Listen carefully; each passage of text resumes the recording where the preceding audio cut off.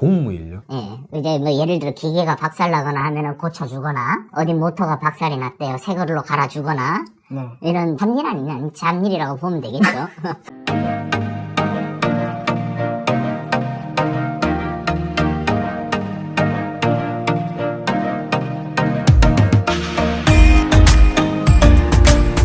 안녕하세요. 네, 안녕하십니까. 자기소개 좀 부탁드리겠습니다. 네, 안녕하세요. 저는 건설업에서 한 9개월, 그리고 중소기업에서 현 3년째 일을 하고 있는 안전관리자입니다. 안전관리자의 종류가 여러 가지라고 있다고 들었는데 이 종류에는 어떤 것들이 있나요? 안전에는 크게 보면 5가지가 있고요.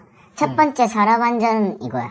두 번째가 이제 가스안전, 세 번째가 소방안전, 그리고 네 번째가 건설안전, 다섯 번째가 전기안전, 이렇게 종류로 나뉠 수가 있습니다. 그러면은 제가 호칭을 뭐라고 하면 되죠? 어느 회사에 있는 지금은 직급은 대리고요. 직급이 대리시구나. 네, 그러면 제가 대리님으로 호칭을 할게요. 예, 알겠습니다. 대리님, 그러면 자격증을 준비하는데 취업을 위해서 어떤 자격증이 필요하나요? 자, 산업안전 산업기사, 산업안전기사, 그 위에 산업안전 지도사라는 계층으로 나뉘고요.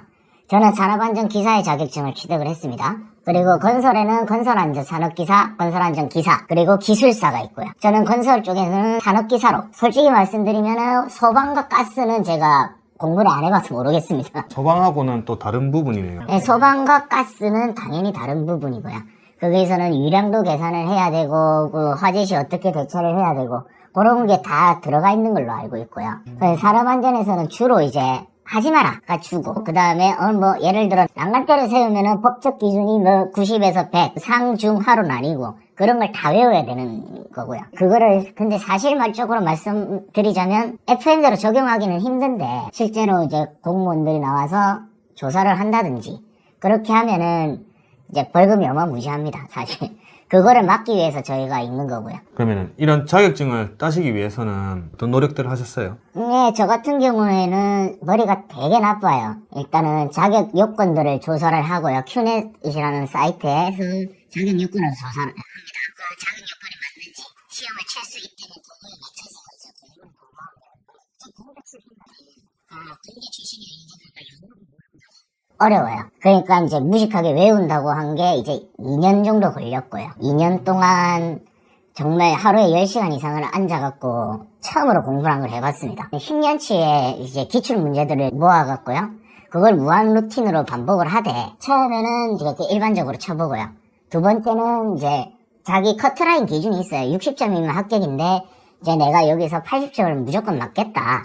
그 목표를 잡고 공부를 시작했고, 루틴을 계속 주면서 틀린 문제는 다시 정리하고, 그걸 외우고 다시 한 번 더 쳐보고, 다시 정리하고 외우면서 쳐보고, 그런 식으로 이제 공부를 계속 했고요. 한 2년 정도는 걸린 것 같네요. 그러면 이 안전관리자가 정확하게 하는 일은 무엇인가요? 현장에 출근을 하면 우선적으로 이제 현장 순찰을 돕니다. 순찰을 돌면서 이제 법이 바뀌어서 이제 근로를 제공하는 자에게 불안전한 행동 또는 불안전한 상태, 그런 거를 확인하고 지적 관리를 하면서 행동을 고치게 만드는 거고요. 그 다음에 이제 뭐 기계나 기구들이 좀 안전장치가 해제가 되어 있다.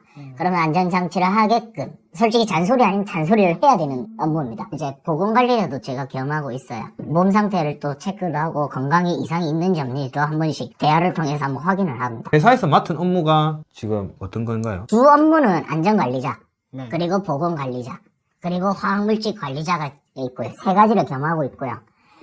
서브로 수질, 이제 환경이라고 하는데요. 환경일도 하고, 갑자기 들어온 일이 이제 공무 일을 합니다. 공무일요? 예, 이제 뭐 예를 들어 기계가 박살나거나 하면은 고쳐주거나, 어디 모터가 박살이 났대요. 새 걸로 갈아주거나, 이런 잡일 아니면 잡일이라고 보면 되겠죠.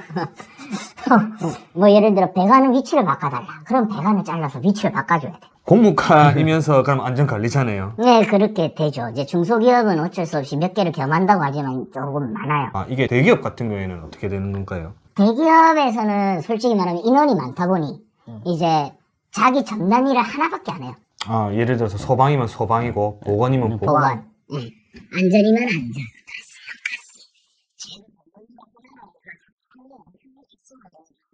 모든 사고를 막을 수가 있는데, 사실 지금 저의 실적으로는 막을 수는 없다고 보죠. 대부분의 중소기업이 여러 업무들을 겸하고 있나요? 네, 보통 겸하고는 있죠. 겸하고는 있는데 최소 2가지, 많게는 5가지 저처럼 이렇게 겸하는 사람이 뭐 한두 군데가 아니죠. 이전 직장에도 혹시 그런 업무들을 하셨나요? 이전 직장에는 이제 대기업이었고 거기서는 이제 용역이죠. 용역으로 갔고요. 용역은 어떻게 이루어지나요? 용역도 마찬가지 취업 사이트에 올라옵니다. 대신에 관리자가 아니고 이제 감시단이라고 해서 똑같은 안전 업무를 보되 용역으로 가고 계약직으로 가는 거죠. 아, 회사 소속이 아니고요. 아웃소싱 업체라고 합니다. 아웃소싱 업체에 소속을 해서 이제 그 대기업 공사 현장에 들어가는 거죠. 지금은 회사 소속이시. 지금은 이제 중소기업 소속의 정규직이고요. 아, 정규직이 있고 용역업체에 계약직들이 있단 말씀이시죠? 네, 맞습니다. 아, 이거 우리 아들이 못 알아들을 것 같은데. 지금 가지고 계시는 이 산업안전기사라는 자격증만으로도 취업이 가능한지. 거의 불가능하다고 보입니다. 왜냐, 이 업은 이제 경력직을 무조건 찾아요. 실제로 제가 이제 나라에서 제 연봉, 1년치 제 연봉을 반을 주겠다는 그런 해주는 지원 사이트가 있습니다. 지원 프로그램이 있는데, 그 프로그램 통해서 한 80군데를 넣었어요. 그런데 다 떨어졌고요. 어쩌다 보니까 이제 결국은 찾게 된 게 이제 용역업체 감시단이라는 곳에 들어가갖고 이제 경력 쌓게 된 거죠. 쌓게 되다가 이제 지금의 회사로 옮기게 된 겁니다. 용역업체에 어느 정도 경력이 있었죠? 예, 9개월이고요. 그게 건설업에 있었던 사실 회사 사장이랑 저랑 알아가지고 너 이제 경력이 어느 정도 있으니까 와라 이렇게 해서 오게 된 거죠. 그래도 한 번은 이런 경험이 있으니까, 맞죠? 특히나 이제 좀 심한 경험을 제가 안전관리자 중에 최악의 경험을 한 상황이라서 그거에 대해서 대처가 가능하다고 봤는가 봐요. 그래서 제가 이쪽으로 어떤 경험을 하셨길래 이제 회사에서 그렇게 써주신 거예요? 뉴스에도 났어요. 그 현장에서 사람이 4명이 사망을 했고요. 네. 뻔히 보이는 데서 이제 한 200m에서 추락을 해서 이제 사망사고가 난 상황이고요. 거기에서 제가 거기서 직접 이제 카파라는 어떤 덮개로 시체를 덮어주고 주변 사람들을 통제를 해주고 경찰은 경찰대로 경찰 라인에는 안내를 하고 기자는 기자대로 라인을 2개 하고 그렇게 했습니다. 그런 경험이 있습니다. 그런 경험이 있기 때문에 이제 회사에서 채용이 된 거네요. 네, 어찌 보면 채용이 된 거죠. 코스가 여러 개 있습니다. 감시단이라는 거 하면서 코스가 여러 개 있는데 사실 감시단이라는 거 하는 건 자격증이 필요가 없습니다. 그래서 이제 그 대신에 안전이라는 이 2단어를 경험을 했다는 거죠. 거기서 이제 저 같은 자격증을 취득을 하면서 이제 모기업 있잖아요. 모기업에서 이 사람 열심히 하고 능력이 좋아 이렇게 데려가는 코스. 2번째는 아예 이 안전이나 업무를 포기하는 코스. 3번째는 이제 여기서 잠 빼고 굵은 거를 어떻게든 밀어붙여서 중소기업에 계속 이력서를 넣어서 합격하는 코스. 그런 코스가 있습니다. 그러면은 안전관리자면 이 관리 감독만 하시나요? 관리 감독만 했으면 저도 좋겠습니다만은 그렇게는 못합니다. 아, 여러 가지 하신댔죠? 굳이 여러 개를 설명을 굳이 안 해도 되겠지만 안전 쪽으로만 봐도 관리 감독뿐만 아니고 근로자들이 필요한 뭐 방독면이라든지 안경장갑이라든지 그런 것도 제가 일일이 하나씩 체크를 하면서 보고 구매 올려야 될 건 구매 올려가지고 새로 사서 주고요. 그 다음에 이제 안전 도구란 게 나갔으니까 이제 서명도 받아야죠.